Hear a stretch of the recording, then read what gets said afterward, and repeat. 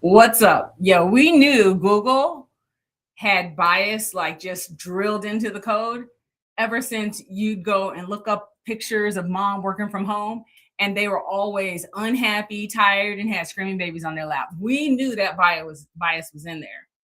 And then if you looked up at-home dads, they were always less masculine, extremely happy, and surrounded by pastels. But this new AI got a level of bias that I got to be honest, I was not ready for at all. How are you doing? My name is Donna St. Louis. I have worked in tech since I could spell IT, quite honestly. So I've been in it for a little bit. And I actually built my whole career on tech before I was 40. So not much in tech surprises me, including the bias, right? That is until yesterday. Yesterday, when a client sent me, hold on, why is my teching? See, tech is teching. Okay, there we go. Anyway, yesterday, when my client sent me something, it honestly stopped me cold. It wasn't a testimonial, it wasn't a thank you note. He sent me a weeks long conversation that he had with AI before deciding to hire me. Now, here's the important part. He wasn't fighting for me. I don't want you to think he was. He was actually fighting AI because it kept using logic to defend its biased first impression. So let me tell you about Jonathan first, so you'll know who I'm working with. So Jonathan is retiring next year. He spent decades building his expertise, and now he wants to build an advisory business around it. This is literally what I do with people, right? So, like millions of buyers today, before he ever reached out to me, he asked AI to do a background check. Tracks totally normal. And he told it exactly what he wanted. I want someone who can work with me. I want you to do a background check on with Donna St. Louis, and it's important that we can work one to one. Simple enough. Except AI did not answer his question. What it did instead, completely unprompted, was it recommended another advisor and then spent the next week explaining why that advisor was a better choice. Now, at first, the response sounded amazing. It was incredible. Was it detailed? Yes, it was very detailed. Balanced? Objective? No, not even close. Listen, it was a guilty verdict and my ass was going to jail. The machine had formed a negative impression almost immediately and then spent the next several days defending it. Let me give you an example. It called the other advisor's business model authority building. Okay, that's fair. It called mine a funnel. But then Jonathan was like, well, wait a minute. What's the difference? Why is hers a funnel and his isn't? Because from the outside, they look exactly the same. AI came back and said, well, structurally, they are the same machine. They have the same architecture, the same free content, books, live experiences, strategy conversations, tiered offers, and pretty much the same experience. So, yes, exactly the same. So you're like, okay, so it changed the conclusion. It did not change the conclusion, not 1 inch, no. And that's when the interesting part really begins. Every time Jonathan proved AI wrong, it apologized. You all have seen the AI apologies. And then it immediately found a new reason to defend its original impression. It's like arguing with that relative that you can't stand at Thanksgiving, and they'll concede the point and they'll apologize, but it's always a backhanded apology, and then they think you're sensitive. Anyway, let me give you some examples. It criticized me for not publishing my pricing. Okay, that's fair. So Jonathan asked, does the other guy publish his pricing? Not only did AI answer no, it said no, and I would not recommend that.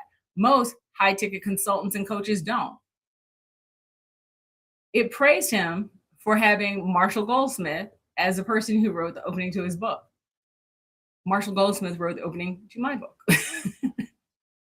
It praised him for working with enterprise clients. I had more and larger enterprise clients listed than he did. It praised him for having a hardcover book. Jonathan typed back, I am literally holding Donna's hardcover sales book in my hand, which, by the way, was written for entrepreneurs. It questioned whether I helped experts turn their expertise into consistent revenue. That's literally the headline that's on my website.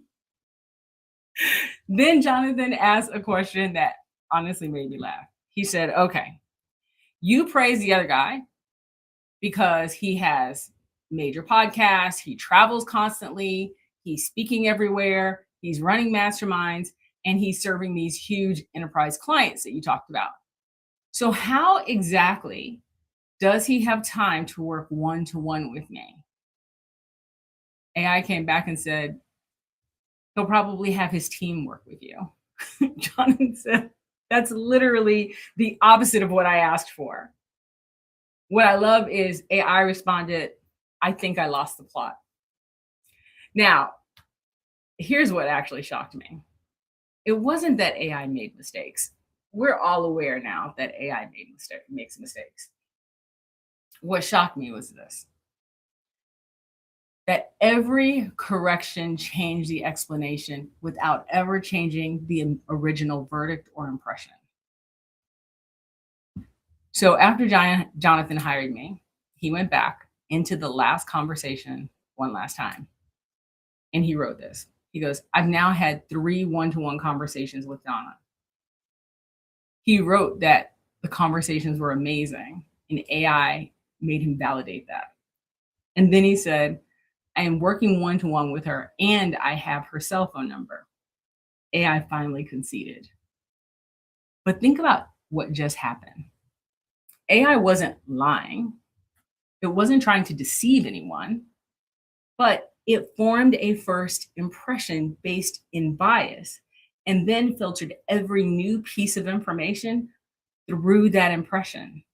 Now, humans have a name for it. We call it confirmation bias. And apparently, the machine has inherited it.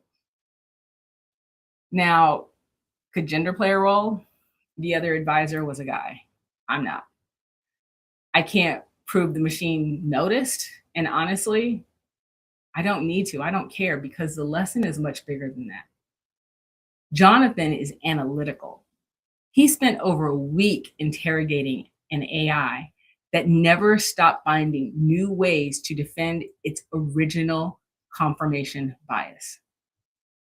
He checked every claim. He verified every source. Jonathan kept digging until AI's story finally collapsed. Then he hired me. Most buyers aren't going to do that kind of due diligence. They will ask AI, read the summary, and move on, which means that prospect who suddenly went silent last month may have not ghosted you. AI may have answered them on your behalf. It may have recommended your competitor without anyone asking. Your reputation is no longer what you've done. It's what AI says about what you've done, delivered with absolute confidence to someone who may never even call to verify. So here's my challenge to you. Today, take a time and ask AI literally the exact question your next client is asking. Should I hire this person? Read the verdict, then audit your own digital footprint. I am. Check every outdated buyer, every stale speaker profile. Come on, if you're an expert, you worked in corporate, you know that you've spoken places and they wrote something about you. Every old website, every claim that can't be verified in one click.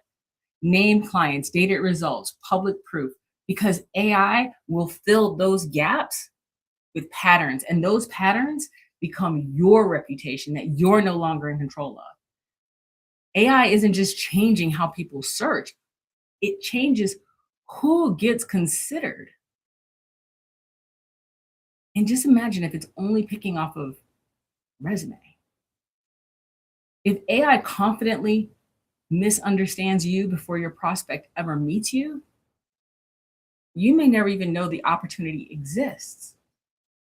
Listen, that's why this week I'm updating every outdated bio, every forgotten page, every stale profile, and every claim that can't be verified in one click. Because here's the truth: AI is canceling you without you even knowing it. If AI is going to introduce me to my next client, I'm definitely not leaving that introduction to chance. I don't think you should either. Hey, I'll see you at the masterclass. It happens tomorrow at noon. Go to sellingcertainty.net, sign up. Don't worry, you don't have to pay anything if you don't want to. It's absolutely free.